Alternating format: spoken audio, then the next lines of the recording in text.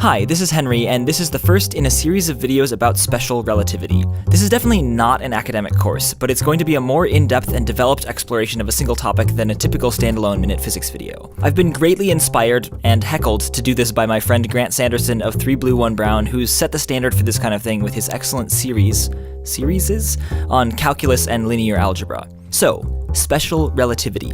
Special relativity is one of the most popularly famous ideas in physics. It's the thing that Einstein figured out about the speed of light and space and time and E equals mc squared. It changed our understanding of the universe, and its core ideas are accessible in principle to anyone who understands some basic algebra and geometry. You don't even need to know calculus. And yet, in spite of this, special relativity is one of the subjects in physics that confuses the most people, and in many cases turns them away from physics altogether. I think in part this is because special relativity is not quite a big enough subject to ever get its own full class in physics departments. You might see classical mechanics, or quantum mechanics, or electromagnetism, or intro to general relativity on a course syllabus. But it's surprisingly rare to see special relativity, even though relativity is an essential building block upon which most of the rest of modern physics depends. Special relativity is typically relegated to just a few days squeezed into the beginning or end of other physics courses.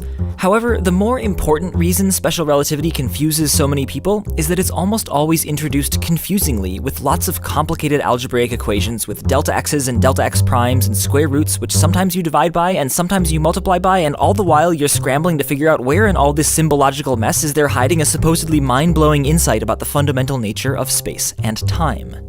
Special relativity doesn't have to be that way, and I think the complicated explanations have only survived this long because they're how Einstein did it. But he was a professional physicist climbing an intellectual mountain up its steepest face, and I don't think that we should require everyone who learns about special relativity now to have to follow the same path Einstein did, especially not now that we have super beautiful and simple geometric ways of explaining it.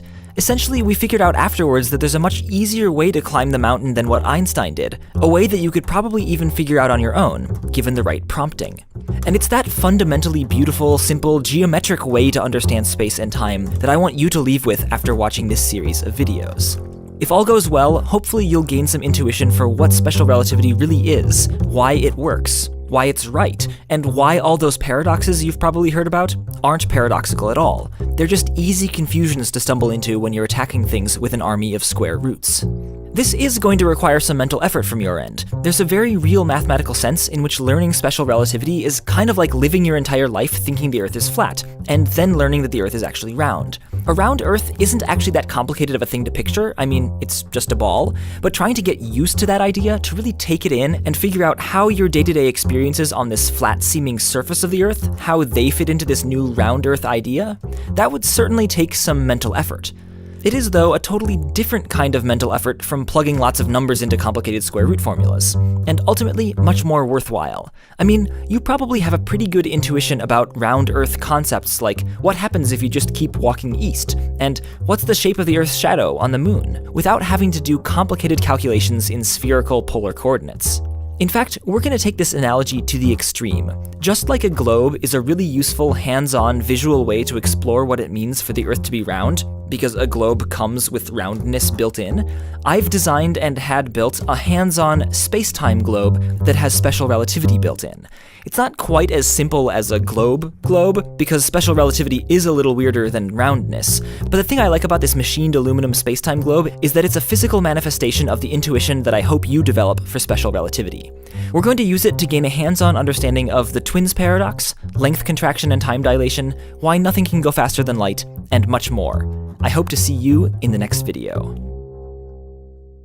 And while you're waiting for the next special relativity video to come out, you might want to check out this video's sponsor, Brilliant.org, a site full of interactive quizzes and mini courses on physics and math. As you've probably heard me say before, if you want to understand physics deeply, you really have to think through ideas and solve problems yourself, and Brilliant offers a great way to do just that, either by learning a new topic, like neural networks, practicing problem solving in an area you already know, like algebra, or solving tricky puzzles, like this one.